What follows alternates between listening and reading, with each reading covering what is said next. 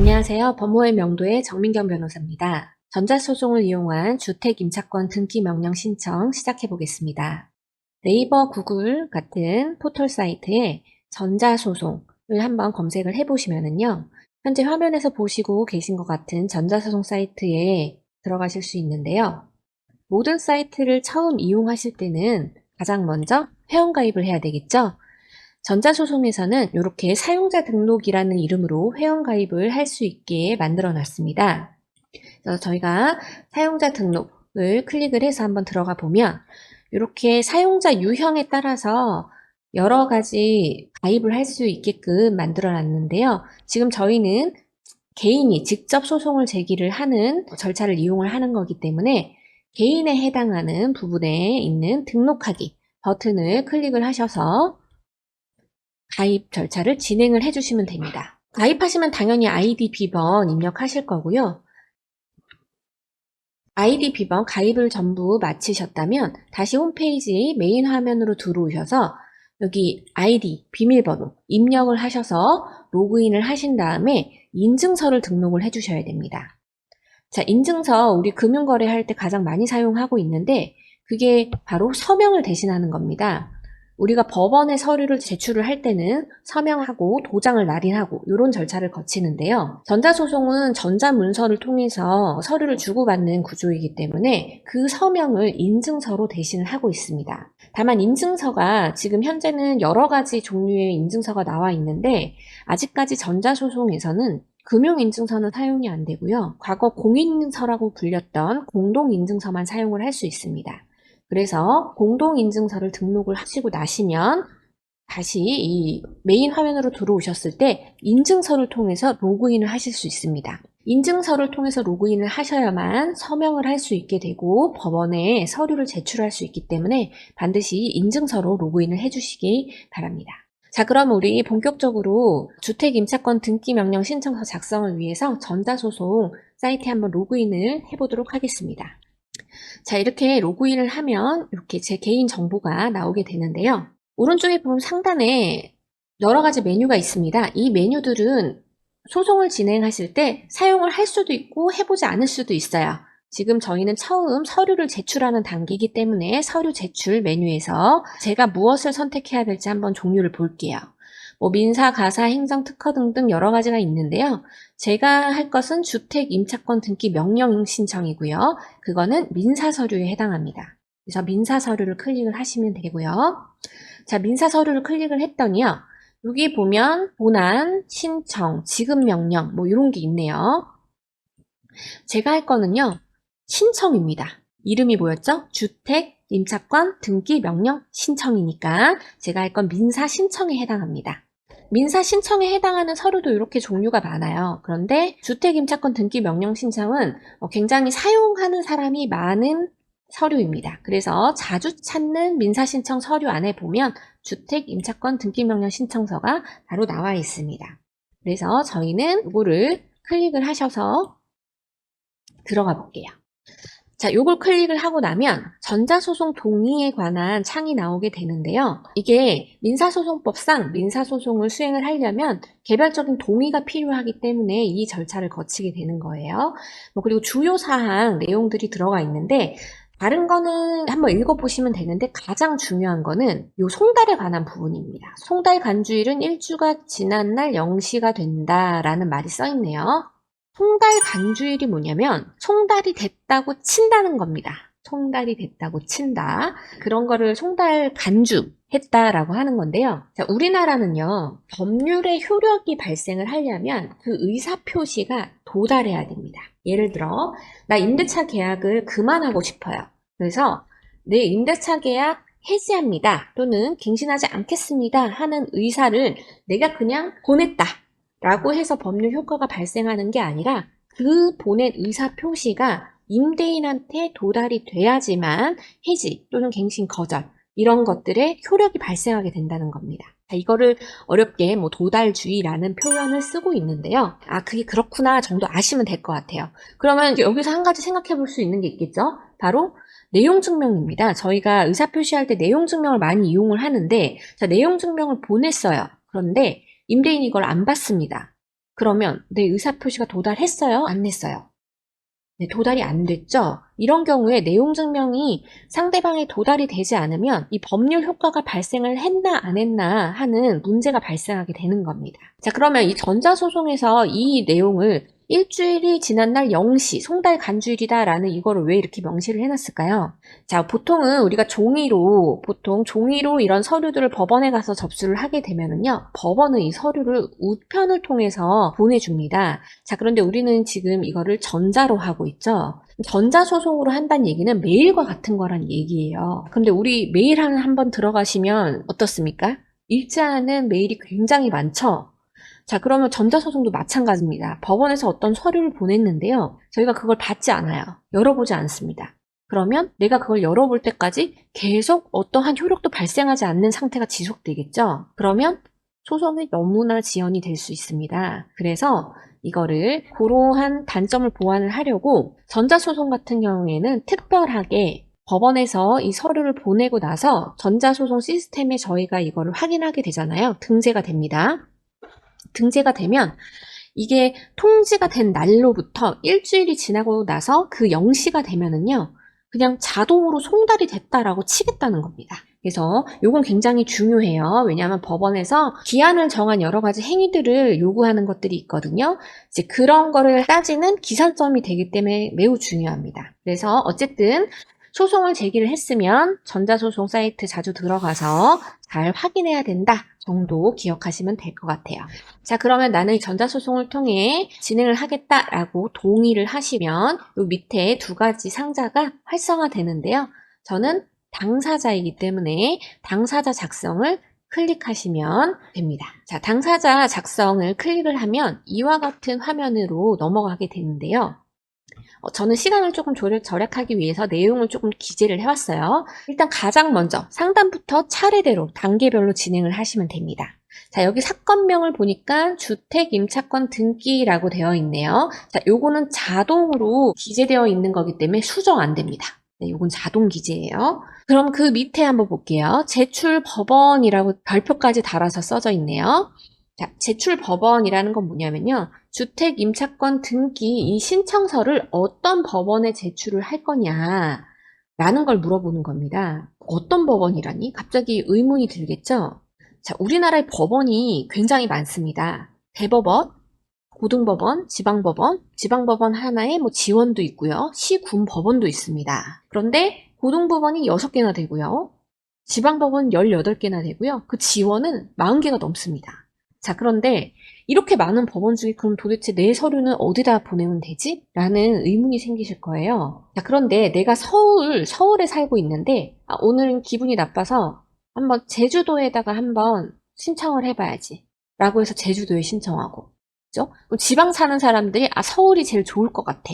서울에는 뭔가 좋은 사람들이 많이 있고 사람도 많으니까 서울에 한번 써봐야겠다 라고 하면 서울에 다 하고, 그러면 특정 법원이나 소송을 하는 당사자들이 멀리 이동을 해야 되는 문제가 생기거나 아니면 특정 법원에 더 많은 서류들이 접수되는 문제들이 생길 수 있겠죠.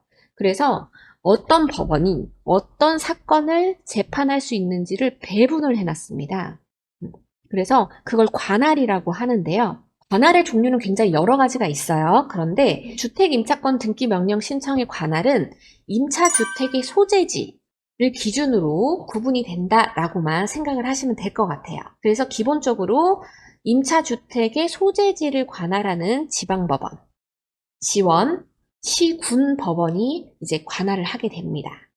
자, 제가 임차권 등기 명령 신청을 할 곳은 서초구에 있습니다. 자, 그럼 서초구는 그러면 어느 법원인가 한번 찾아볼게요. 자, 이 전자소송이 굉장히 친절하게 이런 시스템을 잘 갖춰놨는데요. 이 법원 바로 옆에 클릭을 해보시면 관할법원 찾기라는 창이 있습니다. 그러면 이런 창이 이제 뜨는데요. 자, 여기에서 1심이 기본적으로 되어 있습니다. 여기에 서초구를 한번 입력을 해볼게요. 그랬더니 서초구의 일반 관할 법원은 서울중앙지방법원입니다 라고 나와 있죠. 자, 일반 관할 말고 다른 관할도 있기 때문에 이렇게 일반 관할이라는 표현을 했는데요. 일반적으로 여기 검색해서 나온 데가 관할인 경우가 많습니다. 그래서 서초구 임차주택 소재지에 구를 입력을 해주시면 구, 시, 구, 군 다 좋습니다. 이렇게 입력을 해주시면 관할 표시가 나온다 라고 보시면 되겠습니다. 그러면 여기 이렇게 클릭을 하시면 이렇게 여기 있는 우리나라에 있는 법원 종류들이 쭉 나와요. 그럼 여기에 그걸 찾아서 내 법원이 어디였죠? 서울중앙지방법원 찾아서 클릭을 해주시면 됩니다. 자, 집행대상 목적물 수는 한 건이고요. 자, 왜냐면 임차권 등기할 주택 한 개니까 한 건 하고 저장 눌러주시면 됩니다. 그럼 위에 성공적으로 등록되었습니다 라는 게 나오죠. 자, 그럼 그 밑에 다양한 또 항목들이 나와 있는데요. 하나씩 한번 볼게요. 밑에 등록면허세, 등기 촉탁수수료, 선담보 목록, 당사자 목록 이런 것들이 쭉쭉쭉 나와 있는데요. 자, 등록면허세 요거는 입력을 하셔야 되는 항목입니다. 뭔가 상자가 굉장히 많이 나오는데요. 등록면허세는 왜 납부를 해야 되냐면요. 우리 임차권 등기잖아요. 자, 등기를 하게 되면 관할 관청에 세금을 내야 됩니다. 면허세 들어보셨죠? 취등록세 들어보셨죠? 네. 취득세랑 등록면허세인데요. 등록면허세 중에서 이건 이제 등록세에 해당하게 됩니다. 자, 그럼 나는 전자소송을 하고 있는데 그럼 이 등록면허세를 납부를 하러 관할 관청에 방문해서 이거를 납부를 해야 되냐?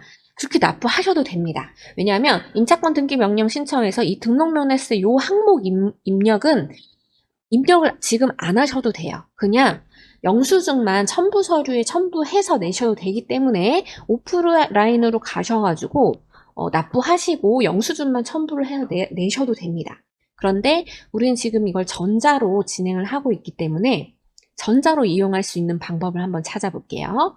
자, 우리 역시 전자소송 사이트 들어왔듯이 포털 사이트에 위텍스라는 거 검색을 해보시면요. 지방세를 납부할 수 있는 사이트가 나옵니다.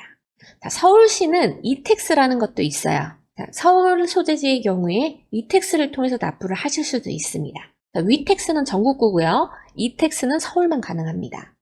그래서 저는 위텍스를 통해서 한번 납부하는 절차 안내해 봐 드릴게요. 자, 포털 사이트에 위텍스 입력하셔서 들어가시면 거기도 역시나 회원가입 하셔야 됩니다. 당연히 인증서 필요하고요. 로그인 하시고 나면 거기 상단 메뉴에 여러 가지가 있는데요. 그 중에서 신고하기, 그 하단에 등록면허세, 그 중에서도 등록분 클릭하셔서 들어가시면 요런 갈색 상자가 여러 개 나옵니다. 네. 요 갈색 상자 여러 개 나온 것 중에 가장 상단에 보면은요, 납세자 인적 사항을 기재할 수 있게끔 나오는데, 네, 가입 정보 그대로 자동으로 입력됩니다. 네. 제가 정확하게 제 정보를 입력을 해서 가입을 했으면 그 내용들이 그대로 자동으로 입력된다. 편하죠? 자, 밑으로 내리면 물건 정보 및 과세 정보 입력이라는 부분이 나오는데요. 자, 우리가 납부하려고 하는 거는 부동산 관련된 겁니다. 임차권 등기이기 때문에 그래서 부동산 선택을 해주시고요. 그 밑에 물건지 주소라는 게 있는데요. 물건지 주소는요, 그 임차 목적물 주소지. 제가 지금 거주하고 있는 주택 주소를 기재를 해주시면 되고요. 자, 관할 자치단체라고 있는데요. 요거는 동 단위로 선택을 해주셔야 됩니다. 무슨 도, 무슨 시, 무슨 군, 무슨 동 했으면 그 동이 있죠. 저 요즘에 도로명 주소를 많이 사용하고 계시기 때문에 무슨 동인지 잘 모르시는 경우 있잖아요. 이거 찾아보셔야 됩니다. 내 도로명 주소가 무슨 동인지까지 한번 찾아보셔서 동을 정확하게 기재를 해주시고요. 그 다음에 그 밑에 보면 과세정보 입력하는欄이 있어요. 과세정보 입력. 요 과세정보 입력하는欄에 가셔서 등록 원인은 기타로 해주세요.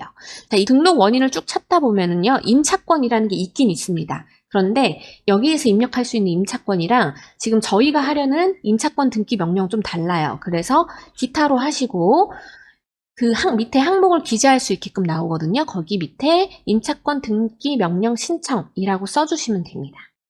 과세 물건은 주소 기재하시면 되고요. 그리고 나면 밑에 과세 표준이 자동으로 생성됩니다. 자, 임차권 등기 명령 신청의 과세 표준은 6,000원입니다. 이게 가장 최저 기본 과세 표준이고요. 그렇게 해서 등록면허세는 6,000원이고요. 네, 등록면허세에 항상 따라다니는 지방교육세가 있습니다. 지방교육세는 1,200원. 이렇게 해서 총 납부 세액이 7,200원입니다. 자, 여기서 우리가 알 수 있는 게 뭐죠? 임차권 등기 명령 신청할 때 7,200원의 세금이 필요하구나. 그쵸? 네. 요걸 납부를 하시고 나면은요, 요런 납부 확인서를 출력을 하실 수 있으세요. 여기 보면 요 상단에 납세 번호가 길게 나와 있죠? 자, 요 번호를 아까 보여드렸던 전자소송 사이트에 그 입력하는 그 항목에 기재를 하시는 겁니다. 여기 요 등록세 납부 번호 있죠? 여기에 다 기재를 하시는 거예요. 그리고 나서 다 기재를 하신 다음에 요 납부 확인을 클릭을 하면 요 하단의 내용들이 그대로 기재가 됩니다. 자동으로요. 자, 이게 입력이 다 끝나셨으면 저장을 눌러주시면 완료가 되는 거고요. 만약에 나는 이거 위택스로 납부하는 거 어려워서 못하겠다라고 하신다면 관할 시군청 방문하셔가지고요. 등록세 납부를 하시고 나서 영수증 잘 받아가지고 오셔서 스캔해가지고 첨부 서류 첨부를 하시면 됩니다. 자, 그 밑에 보니까 등기 촉탁 수수료라는 게 또 있네요. 클릭을 한번 해볼게요. 등기 촉탁 수수료 보니까 이건 또 뭐냐? 자, 이거는요. 등기하는데 내는 돈입니다. 아까 전에는 세금을 냈잖아요. 자, 등기 촉탁 수수료는 수수료를 내는 겁니다. 등기하는데 그 비용을 내는 거다라고 보시면 돼요. 이 등기 촉탁 수수료는요. 시군청에 내는 게 아니라요. 등기소에 내는 겁니다. 자, 우리 등기소 법원 주변에 보면 등기소가 하나씩 다 있어요. 서울중앙지방 같은 법원 같은 경우에는 그 바로 옆에 서울중앙 등기국이 있습니다. 등기국이요. 규모가 있는 곳은 등기국이 있고요. 그렇지 않은 데는 이제 등기소로 운영이 되고 있는데요. 이것도 전자로 납부할 수 있습니다. 전자로 납부는 어떻게 하냐면 이거는 포털 사이트에 인터넷 등기소를 검색하시면 됩니다. 인터넷 등기소를 검색을 하셔서 들어가시고 나면 그것도 역시 가입하셔야 돼요. 가입해서 그 아이디, 비번 생성하시고 나서요. 로그인 하시면은요. 등기 신청 수수료 납부할 수 있는 항목이 나옵니다. 자, 여기 보시면 등기소 제출용, 집행법원 제출용 이렇게 두 가지 항목이 나오는데요. 등기소 제출할 겁니다. 그래서 등기소 제출용 클릭하시고 자, 등기소. 이거 등기소가 어떤 등기소에 내는지 구분을 잘 하셔야 돼요. 이거 등기소 잘못 선택하시면 환급받고 다시 제출을 하셔야 되기 때문에 내 관할 구역이 어딘지 전체 등기소 검색 클릭하셔가지고 찾아보셔야 됩니다. 네. 그래서 내가 제출할 거는 서울중앙지방법원이기 때문에 저는 서울중앙지방으로 선택을 해서 납부를 했고요. 인터넷 등기소 전자 납부하는 건 기본 이게 3,000원입니다. 3,000원 납부하시고 작성 건수는 한 건이죠. 납부 의무자는 자동으로 생성됩니다. 그래서 저장 후 결제. 절차 통화하면은요. 카드 결제도 할 수 있습니다. 그렇게 납부를 하시면 요런 등기 신청 수수료 영수증을 받을 수 있습니다. 위에는 법원 제출용이고요. 아래는 납부자 보관용인데요. 전자소송 이용하시는 분들은 다 필요 없고 요거 납부 번호 필요합니다. 요 납부 번호만 아까 전에 제가 보여드렸던 요 네모칸 있죠? 납부 번호 여기 하나씩 기재를 해주시면 됩니다. 이것도 아까 등록면허세랑 똑같이 납부 확인 누르면 하단에 자동으로 내용이 기입이 됩니다. 자, 근데 이것도 어렵다라고 하시면 가까운 등기소 방문하셔가지고요. 거기에 보면 무인 발급기가 있어요. 그 무인 발급기에 가셔서 3,000원 수수료 입금하셔가지고 발급 받으시면 됩니다. 그것도 역시 그 영수증 가지고 오셔서 스캔하신 다음에 첨부 서류로 첨부하시면 됩니다. 자, 그 밑에 선담보 목록이라는 게 있는데요. 선담보 목록, 요거는 지금 여기서는 상관없는 거예요. 여기서는 사용 안 한다 라고 보시면 되고요. 이제 당사자 입력, 목록 입력 부분이 있는데요. 요거 중요합니다. 지금 여기에 제가 속에 보면 그 내용이 좀 기재되어 있는데요. 요거는 왜 기재가 되어 있냐면 제가 지금 입력을 미리 해놨기 때문에 기재가 되어 있는 겁니다. 그래서 당사자 입력을 한번 보면 당사자 기본 정보를 입력할 수 있는 항목들이 쭉 이렇게 펼쳐집니다. 당사자 구분부터 볼게요. 자, 저희는 임차권 등기 명령을 신청하는 신청인입니다. 저를 의미하는 거예요. 이 전자소송을 이용하는 사람, 이 신청인을 클릭을 하시면 이 밑에 쭉 내용을 다 기입하게 되어 있는데 그 옆에를 보니까 내 정보 가져오기라는 게 있네요. 내 정보 가져오기. 이게 뭘까요? 네, 바로 전자소송 사이트 가입할 때 입력했던 내 정보 있잖아요. 그걸 그대로 가져오겠다는 얘기입니다. 그래서 신청인 입력은 아주 쉽습니다. 신청인 클릭하고 내 정보 가져오기 요것만 클릭하면 끝입니다. 자, 근데 항상 전자문서에서 가장 중요한 게 뭔가요? 입력을 하고 나면 저장을 하셔야 돼요. 이거 저장 안 하셔가지고 나중에 다 날아가시는 경우 많습니다. 여기 하단에 저장 있어요. 이 저장 꼭 해주세요. 저장을 하게 되면 이렇게 위에 항목이 이렇게 생성이 됩니다. 제 정보를 기준으로 해서요. 자, 그러면 그 다음으로 이제 저희는 상대방 입력을 해야 되겠죠? 바로 피신청인입니다. 상대방은 피신청인에 해당하게 되는 겁니다. 피신청인을 클릭을 하시면 되고요. 자, 그 다음에 그 밑에 보면 인격 구분이라는 게 있어요. 자, 인격 구분이 뭐냐면 인격이 좋다 나쁘다 뭐 이런 그런 인격이 아니라요. 어떤 존재냐, 어떤 인격을 갖고 있는 자냐, 어떤 소송을 할 수 있는 능력이 있는 자냐, 요걸 말하는 겁니다. 보시면 자연인, 법인, 권리 능력 없는 법인, 지방자치단체, 대한민국, 외국인 등등등 굉장히 많아요. 네, 굉장히 많죠? 네, 자, 저는 보통 임대인이 자연인죠. 사람인, 개인 얘기하는 겁니다. 개인이라면 자연인으로 클릭을 해주시면 되고요. 요즘에 가끔 임대인이 법인인 경우 있어요. 주식회사인 경우. 네, 그런 경우에는 법인을 클릭을 해주셔야 됩니다. 네, 법인을 클릭을 하면 항목이 조금 바뀌어요. 근데 보통은 이제 개인인 경우가 많겠죠. 그리고 요즘에 또 외국인인 경우도 많죠. 외국인인 경우엔 별도로 그냥 외국인을 클릭을 해주시면 됩니다. 그러면 국적을 이제 달리 지정을 하시면 되는 거예요. 저희는 보통 자연인이니까 자연인 클릭을 한 다음에 밑에를 보니까 주민등록번호를 입력할 수 있게끔 되어 있네요. 자, 그런데 지금 주민등록번호를 보니까 이거는 앞에 이 별표가 없어요, 별표가. 그죠? 별표가 없다는 얘기는 필수 입력 사항이 아니라는 거죠. 네, 모르면 안 적어도 된다는 겁니다. 그런데 알면 꼭 적어주세요. 왜냐면 나중에 아까 전에 송달에 대한 말씀 조금 드렸었죠. 자, 법원에서는 어떠한 문서가 접수가 되면은요, 그 문서를 피신청인, 그 상대방, 피고, 피신청인 상대방한테 무조건 송달을 해줍니다. 어떻게? 우편으로 송달을 해주는데요. 가끔 그 사람이 우편으로 갔는데 송달을 이사를 갔을 수도 있고요. 송달을 안 받을 수도 있고요. 그런 경우에는 이 사람이 실제 거주하는 곳이 어딘지를 확인을 해봐야 돼요. 그래서 우리는 그 절차를 주민등록 초본을 발급받는 절차로 이제 주소를 확인해 볼 수 있는데 주민등록 번호를 모른다면 조회하기가 좀 어려울 수 있어요. 그래서 주민등록번호를 알고 계신다면 꼭 적어주시는 게 좋습니다. 주민등록번호 보통 어디 적혀 있죠? 네, 임대차 계약서에 적혀 있습니다. 자, 이제 그 다음에 당사자 이름. 자, 이거 임대인 이름 정확하게 기재해 주시면 되고요. 그 다음에 이제 주소. 임대인 주소 기재해 주시면 됩니다. 자, 근데 임대인 주소, 보통은 임대차 계약서에 적혀 있는 주소 기재하시죠. 기재하셔도 되고요. 특별히 임대인이 명확하게 다른데 이사간 거 알고 있다. 그럼 그 주소 기재해 주시면 됩니다. 네, 그 다음에 상대방 주소 모를 경우에는요, 요거 클릭하셔가지고 진행하시는 방법도 있어요. 피신청의 주소를 모르는 경우 체크하세요라고 되어 있죠.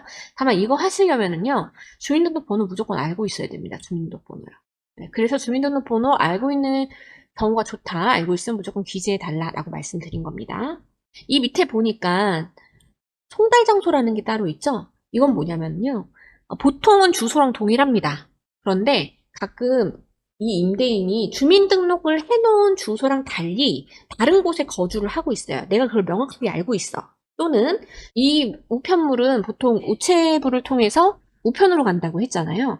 그러면 이 사람이 낮에는 집에 없어. 근데 이 사람이 영업하는 장소를 내가 정확하게 알고 있어. 그렇다면 그 주소지로 송달을 시킬 수 있습니다. 그걸 바로 송달 장소라고 하는 거예요. 그래서 만약에 송달 장소가 다르다라고 한다면 이 체크를 해제하시고 여기다가 별도로 기재를 해주시면 되고요. 위와 동일하다라고 한다면 체크를 해주시면 되는 겁니다. 그 밑에 국적 기재해 주시면 되고요. 보통은 대한민국일 거고요. 가끔 외국인은 경우 있다고 말씀드렸습니다. 그렇게 다 기재를 하셨으면은요, 요 저장하기 클릭을 해주시고요. 입력이 다 끝났으면 다음으로 넘어가겠습니다. 자, 신청 취지 및 이유라는 게 있는데요. 신청 취지랑 신청 이유는 매우 중요한 부분입니다. 특히 신청 취지가 매우 중요한데요. 임차권 등기 명령 신청, 이 전자소송이 매우 유용한 게 뭐냐면 바로 이 신청 취지가 자동으로 어느 정도 기재가 되어 있다는 거예요. 지금 보시면 저는 이 옆에 요 내용들을 제가 다 기재를 해놨는데요. 처음에 딱 이거를 열어서 보면은요, 요 뒤에 내용이 요는 기재가 안 돼 있고 요 앞에 요 부분, 그다음에 요 앞에 부분 여기까지는 다 전부 기재가 되어 있습니다. 자동으로요. 그러니까 저희는 그 옆에 내용만 따라서 기재를 하면 되니까 아주 편하겠죠. 그래서 저는 제 임대차 계약 일자랑 임차 보증금, 주민등록 일자 요걸 하나씩 기재를 했습니다.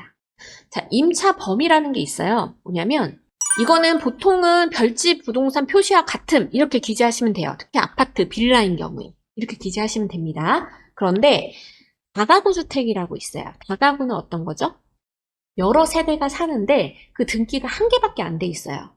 총 건물의 소유자가 한 명이란 얘기예요. 그런데 각 호수별로 별도 등기를 하지 않고 있고 다만 임의로 그냥 호수를 나눠서 여러 사람이 살 수 있게끔 하는 겁니다. 그런 경우에는요, 반드시 도면이 필요합니다. 이거 굉장히 중요해요. 그럼 도면을 어떻게 그려야 되냐 고민이 되실 수 있는데요. 제가 간단하게 도면 그리는 거 어렵지 않습니다. 간단한 거 한번 보여드릴게요. 자, 이게 바로 별지 도면입니다. 되게 심플하죠? 나라도 그릴 수 있어, 그죠? 네. 누구나 그릴 수 있도록 그리시면 되는데요. 상단에 별지 도면 써주시고요. 여기 방위 있습니다. 요 방위. 방위 표시해 주셔야 돼요.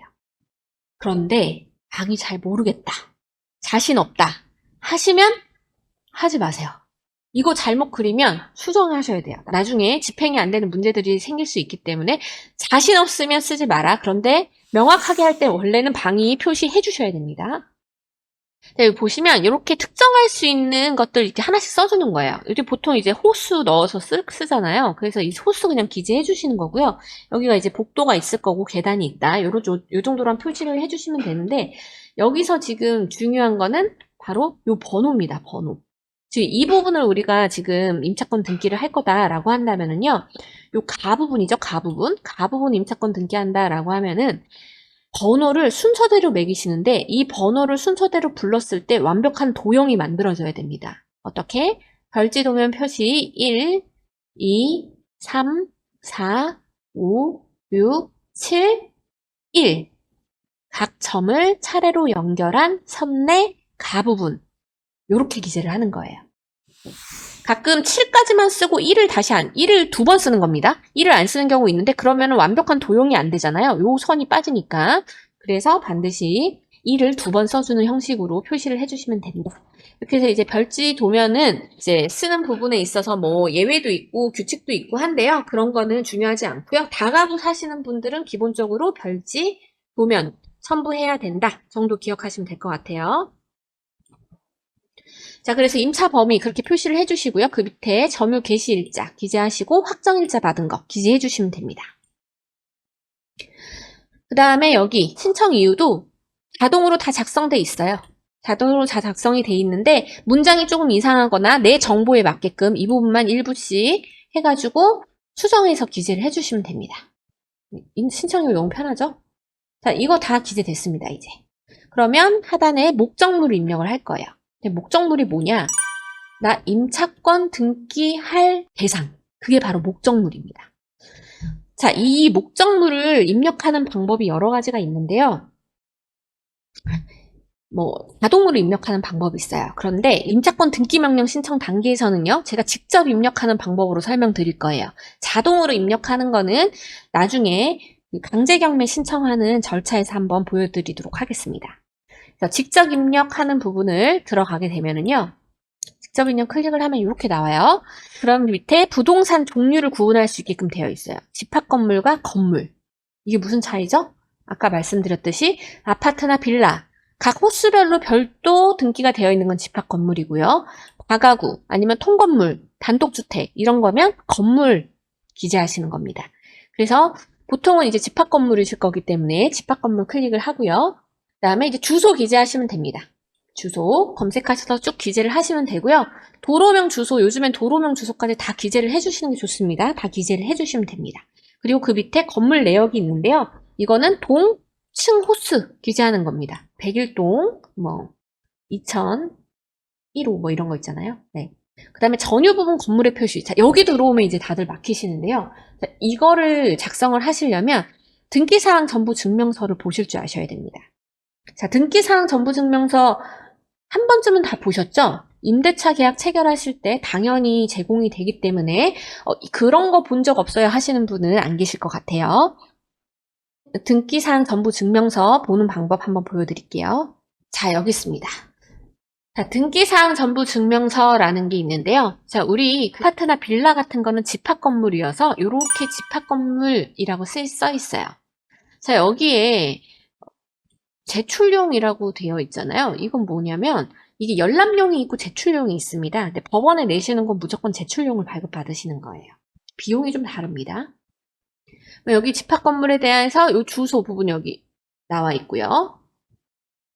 이 하단 부분에. 그리고 그 밑에 보면 1동 건물의 표시라는 게 있네요. 그리고 소재 지번 건물 명칭 및 번호, 건물 내역이 있는데 이게 뭐냐면요.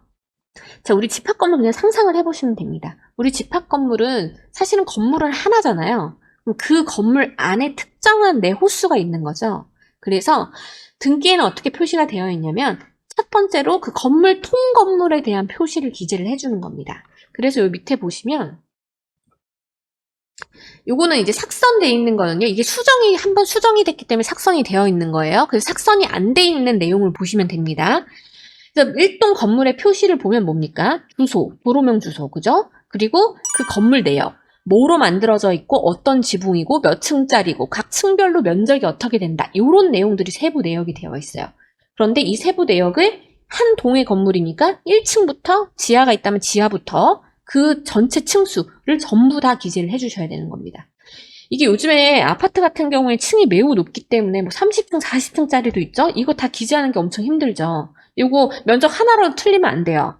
근데 잘 아시겠지만 지하나 이제 탑층은 면적이 가우 중앙에 있는 거랑 다른 경우가 많기 때문에 이런 거 잘 보고 그대로 기재를 해주셔야 되는 거예요. 자, 그래서 요거 잘 표시를 해두시고 지금 아까 전에 기재를 하려고 했던 건 바로 이 전유 부분입니다.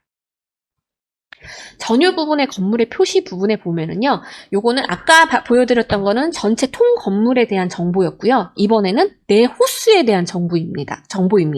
그게 바로 건물 번호, 몇 층 몇 호다라는 거고요. 그 건물 내역, 내 건물은 뭐로 만들어져 있고 어떤 구조로 면적이 어떻게 된다. 라는 내용이 써져 있는 거죠. 자, 아까 전자소선에서 제가 잠깐 넘어왔던 요 전유 부분의 건물의 표시, 이 부분에 바로 요 전유 부분의 건물의 표시에 건물 내용을 기재를 해주시는 겁니다.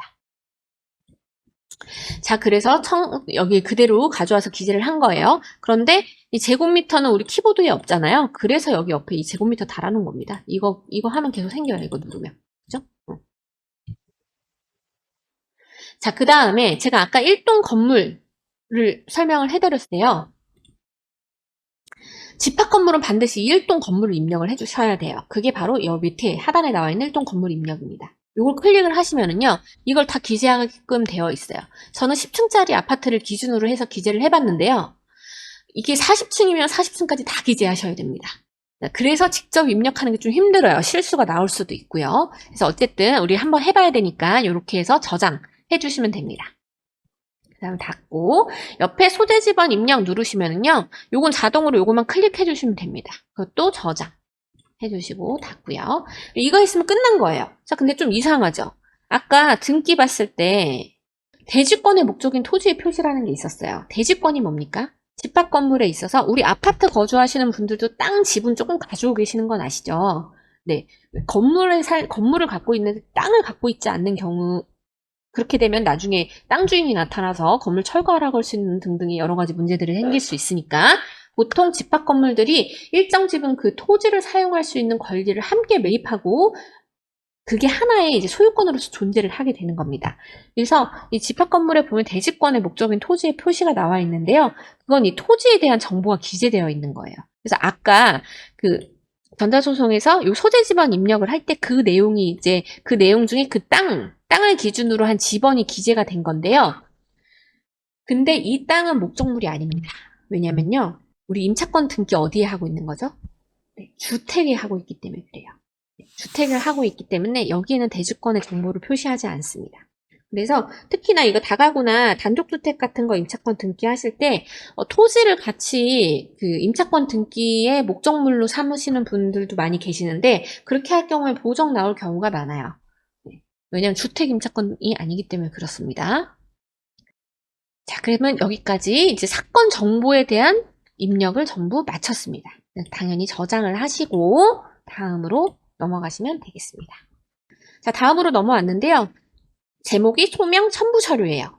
네, 그거는 소명 서류와 첨부 서류를 같이 이야기해 놓은 겁니다. 자, 이게 소명이 뭐냐, 소명.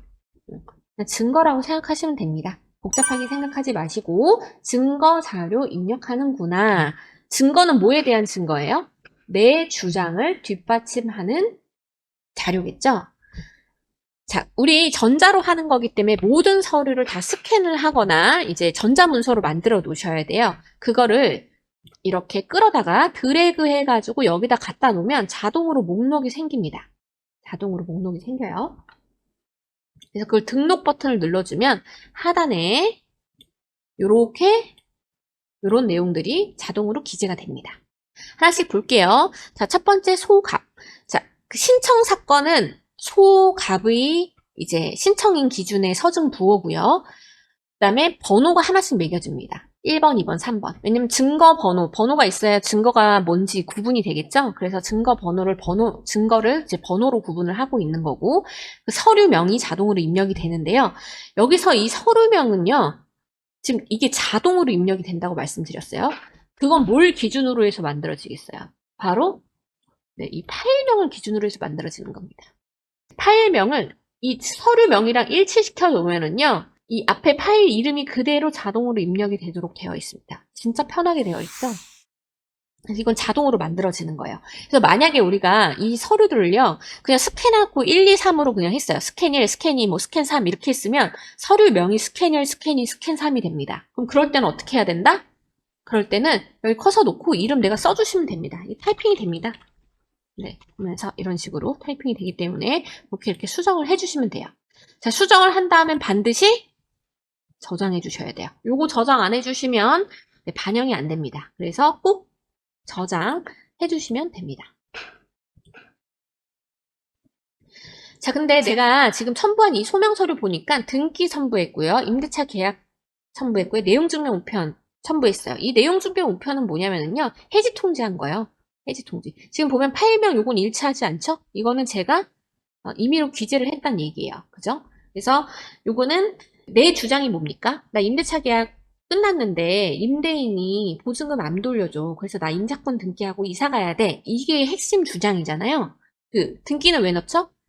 피신청인이 이 건물의 소유자 맞아 라는 거 입증하려고요. 그 다음에 임대차 계약서는 나 그 임대인이랑 임대차 계약 체결했어 라는 거 입증하는 거고요. 내용 증명은요. 이 해지 통지는 제가 나 이사 나가야 되니까 돈 돌려줘 라고 얘기한 거. 그 내용에 대한 증거를 첨부를 한 겁니다.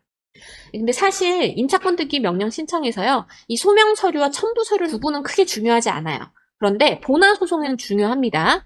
그래서 이 소명 서류 잘 모르겠으면은요. 그냥 하단에 첨부 서류로 와장창 전부 다 첨부하셔도 돼요. 그래서 밑에 첨부 서류도요. 그 아까 보여드렸던 것처럼 방법은 동일합니다. 그 서류 동일하게 드래그 하면은요. 드래그하고 요 하단에 등록 버튼 눌러주시면 자동으로 이제 생성이 되는 구조인데요. 근데 여기서 필수로 들어가야 되는 게 다가구 같은 경우는 도면입니다. 도면. 아까 전에 도면 꼭 넣어야 된다고 말씀드렸었잖아요. 다가구 같은 경우. 건물의 일부인 경우입니다. 만약에 집합 건물에서 방 한 칸만 빌렸다라고 한다면 그것도 역시 도면이 필요한 거예요. 그리고 주민등록 등본. 이거 누구 등본이겠어요? 제 등본입니다. 제 등본. 전입한 거, 확정일자 받은 거, 확정일자 받은 거는 여기서는 확인이 안 되고 일단 주민등록등본으로 전입일 확인하려고 하는 겁니다. 그 다음에 임대차 계약서에 보통 확정일자 도장 찍혀 있죠. 그래서 그거는 소명자료에 냈으니까 필요 없고요. 그 다음에 도면 넣는 겁니다. 만약에 아까 전에 소명자료를 첨부하지 않았다라고 한다면 소명자료에 첨부한 자료 다 전부 여기다 같이 해가지고 넣어주시면 돼요. 근데 그 첨부 서류는요, 아까 소명자료랑 다른 게 뭐냐면요, 하나씩밖에 못 넣어요. 하나씩 이렇게 하나씩 입력을, 서류 하나씩 등록을 해주셔야 됩니다. 그렇게 해서 등록하면 아래와 같이 이렇게 작성이 이렇게 됩니다. 자, 중요한 거 뭐였죠? 아까 전에 만약에 자동으로 입력을 했으면 영수증 첨부 안 해도 되는데요. 그 오프라인으로 입력했으면 요거 영수증 당연히 첨부하셔야 되고요. 저희는 그 입력이 잘못되거나 할 거를 좀 우려를 해서요. 전자로 입력을 했어도 이렇게 같이 첨부하는 경우가 많기는 합니다. 서류를 더 내는 거는 상관없어요. 자, 그 다음에 작성 완료를 눌러주시면 이제 첨부 서류까지 다 첨부를 한 겁니다. 자, 그러면 세 번째 단계가 바로 작성 문서 확인 단계인데요. 자, 이건 뭐냐면 내가 지금까지 작성한 것들 잘 작성됐나 확인하는 겁니다. 네. 저희가 앞에 1번 사건 정보 입력한 게 지금 이 화면에 지금 나와 있는 거예요. 신청서라는 이름으로 이제 작성이 쭉 되는 건데요. 쭉 이제 내려보시면 아까 전에 소명 방법 첨부한 것도 순서대로 다 들어가고요. 첨부 서류도 다 들어가 있죠. 자, 이게 이렇게 보셔야 내용을 보시고 틀린 게 있는지 서류들이 제대로 첨부가 됐는지 이런 거 다 체크하는 겁니다. 이 서중도 한 개 한 개씩 클릭하시면서 그 내용 보시면 돼요. 자, 근데 여기까지 했는데 난 그래도 불안해서 직접 가서 접수해야겠다라고 하신다면요. 이거 그냥 인쇄하시면 됩니다. 네, 인쇄 버튼 누르시면은요. 이것도 설치하셔야 돼요. 인쇄 프로그램 설치하셔가지고 이거는 지금 여기 설치가 안 돼서 다운로드 한 다음에 설치하시면 인쇄하실 수 있습니다. 자, 이렇게 해서 문서 잘 작성됐는지 이제 확인이 다 됐으면은요. 바로 모든 문서 내용에 이상 없음을 확인합니다. 클릭해 주시면 됩니다. 그리고 나서 확인을 누르면 다음으로 넘어가는데요. 혹시 수정할 게 있다 라고 한다면 이전 버튼을 통해서 넘어가셔도 되고요. 아니면 여기서 직접 그 단계로 바로 넘어가셔도 됩니다. 저는 이상이 없다는 거 확인했으니까 다음으로 넘어가 볼게요. 자, 이제 드디어 돈 내는 절차입니다. 자, 우리가 법원을 통해서 어떠한 이런 서류를 제출을 할 때는요, 일정의 비용을 내야 돼요. 그 중에 하나가 이제 인지인데요. 수수료나 세금 같은 거를 낸 것을 이제 증명하기 위해서 이거를 돈을 지급을 하면 종이를 보통 줍니다. 오프라인으로 할 때는. 그 종이를 서류에 붙여가지고 내는 건데요. 우리 법원은 세금으로 운영되는데 또 특정인이 이용하는 거이기도 하잖아요. 그리고 그런 일정 비용의 돈을 받고 소송 절차를 진행하도록 하는 겁니다. 그런데 가끔 이제 이 소송이 남용되면 안 되잖아요. 이제 그런 걸 좀 방지하는 효과도 있어요. 다만 이제 이 속가가 커지면 인지액도 엄청 커집니다. 근데 임차권 등기 명령 신청서 같은 경우에는요, 인지액이 그냥 정해져 있어요. 1,800원입니다. 근데 이게 종이 접수의 경우에는 2,000원이에요. 전자를 이용을 하게 되면 조금씩 할인해 주는 게 있습니다. 자, 그 다음에 송달료라는 게 있죠. 이 송달료는 뭐냐면 말 그대로 우편료입니다. 법원에서도 서류를 주고받고 할 때 그 우편을 통해서 보낸다고 했잖아요.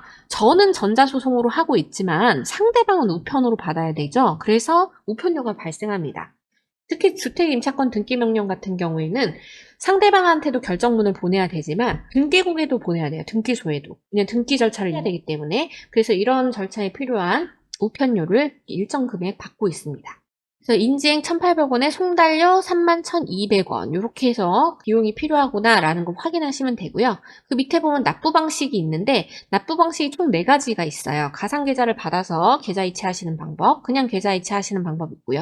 그 다음에 신용카드로 결제하시는 방법이 있고 휴대폰 소액 결제하는 방법이 있습니다.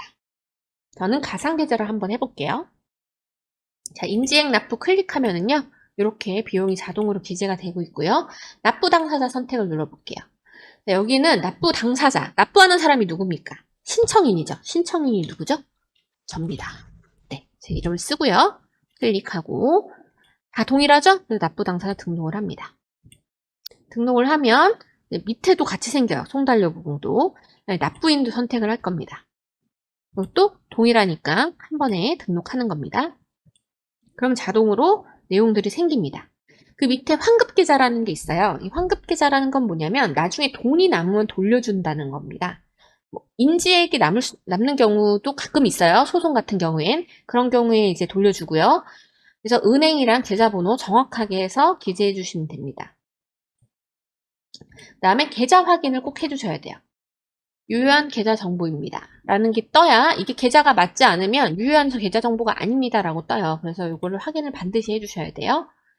그다음 그 밑에 송달료도 마찬가지입니다. 요거 클릭해 주시고 이건 자동으로 위에서 다 같이 했기 때문에 자동으로 다 기재가 됩니다.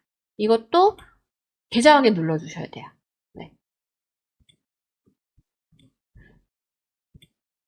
그 다음에 계좌 환급 불가시 환급 통지 방식이라는 게 있는데요. 이건 뭐냐면 이 환급 계좌 가끔 소송 도중에 폐쇄되거나 해가지고 환급을 못 해주는 경우가 생길 수가 있어요. 그때 연락 뭐로 받을래? 라고 선택할 수 있게끔 해주는 겁니다. 저는 문자 메시지로 받는다. 체크해 볼게요. 그 다음에 가상계좌. 가상계좌는요. 제가 신한은행 이나 뭐 부산은행이나 이렇게 요 은행만 이용할 수 있는 거예요. 여기에 있는. 네, 그래서 주거래 은행 하나 선택해 주시면 됩니다. 그 다음에 이제 납부 절차 넘어가면 돼요. 그러면 이제 문서 제출하는 단계로 오게 됩니다. 자, 문서 제출을 이제 완료를 하게 되면 마지막으로 인지액 얼마고 송달료 얼마고 이제 각 정보들 요약해서 쭉 보여주는 거고요. 가상계좌는 신한은행으로 보내줄게 라는 것까지 확인을 해주는 겁니다. 근데 여기 옆에 밑에 보니까 이상한 게 하나 있네요. 접수 증명 신청서 생성. 네, 이거는 여러 번이 쓸 일 없습니다. 이거는 그냥 나랑 상관없다 라고 생각하시면 됩니다. 그리고 나서 제출 버튼을 눌러주면 제출이 되는 겁니다. 네. 그래서 제출된 이후 어떤 게 나오는지 한번 보여드릴게요. 자, 접수를 완료를 하게 되면은요, 접수가 되고 나면 소장이든 신청이든 접수가 완료됐다라고 하고 이렇게 나와요. 소장 접수가 아니라 신청서 접수가 완료됐습니다 하고 나옵니다. 그리고 사건 번호가 나옵니다. 네, 사건 번호. 임차권 등기 명령의 사건 번호는 번호가 카임입니다. 앞에 나오는 숫자는 연도고요. 그 뒤에 번호가 순서대로 그냥 매겨집니다. 그 다음에 우리가 눈여겨봐야 되는 거는요. 요 사건 번호 부분이랑 사건 번호 요 부분이랑 이 가상계좌 부분입니다. 왜냐면 가상계좌 번호 알아야 저희가 납부하겠죠? 네. 이 정보 이런 거 출력도 다 할 수 있게끔 되어 있어요. 그래서 요거 하시고 완료 버튼 누르면 이제 완전히 다 끝나게 됩니다. 자, 그래서 임차권 등기 명령 신청서 아까 보여드렸던 그 예시 파일입니다. 그 예시 파일이고요. 별지 목록까지. 예, 요 구조대로 이제 접수가 된다라고 보시면 되는 거고요. 자, 그러면 임차권 등기 명령은 결정문은 어떻게 생겼냐라고 보여드리면요. 이런 식으로 생겼습니다. 결정문. 심플하죠? 근데 여기서 우리가 중요하게 봐야 되는 게 요 아래 부분입니다. 요 내용이요. 주문은 굉장히 간단해요. 별지 목록 기재 건물에 관하여 아래와 같은 주택 임차권 등기를 명한다라고 되어 있죠. 이 아래 부분이 뭐였죠? 이거 어디서 많이 본 것 같죠? 네, 바로 신청 취지입니다. 그래서 제가 아까 전에 신청 취지에 매우 중요하다고 말씀드린 게요. 그 신청 취지 내용 그대로 등기하라라는 내용의 결정이 나오는 게 되는 거기 때문입니다. 이 결정이 나오면은요, 그 다음에 어떻게 되는 거냐면, 이렇게 등기에 보면, 그 내용 그대로 여기 이렇게 등기가 됩니다. 신청 취지에 기재한 내용 그대로 등기가 되는 구조예요. 그래서 이거는 그 신청 취지를 잘못 기재를 하면 보정도 몇 번 나올 수 있고요. 그 내용이 틀리면 안 돼요. 그러면 한 가지 또 의문이 드는 게 있을 수 있어요. 나 보증금 중간에 한번 갱신하면서 보증금 증액했는데 그 경우에는 어떻게 합니까? 라는 게 바로 요 밑에 나와 있는 내용이에요. 이런 식으로 쓰시면 됩니다. 자, 첫 번째 임대차 계약 체결했을 때는 6억 2천이었어요. 근데 그 이후에 8억이 됐어요. 네. 그러면 임대차 계약을 지금 2번 한 거죠? 최초 계약 때 한 번 했고, 두 번째 계약 때 이때 했고요. 그럼 주민등록은 한 번밖에 안 했겠죠? 최초에. 점유 개시도 당연히 한 번이겠죠? 근데 뭐가 달라요? 확정일자. 확정일자 2번 받으셔야 되는 거 알고 계시죠? 증액하면 증액한 거에 대해 별도의 확정일자 받으셔야 되니까 이렇게 확정일자 2번 받으셨죠. 네. 요런 거를 이거 그대로 신청 취지에 기재해 주시면은요. 요거 그대로 이렇게 결정이 나오고 등기까지 됩니다. 자, 요렇게 해가지고요. 저희 임차권 등기 명령 신청 마쳤고요. 결정이 나왔으면 결정 나왔다 하고선 그냥 끝나시지 마시고요. 반드시 이거 등기까지 마지막까지 등기가 제대로 됐는지까지 확인을 하시고 나면 이제 마음 편하게 이사 진행하시면 되고 이제 본격적으로 보증금을 받기 위한 보증금 반환 청구 소송 진행하시면 되겠습니다. 자, 여기까지 임차권 등기 신청 한번 해봤고요. 다음에 보증금 반환 청구 소송 진행하는 거 한번 같이 진행을 해보도록 하겠습니다. 오랜 시간 고생 많으셨습니다. 감사합니다.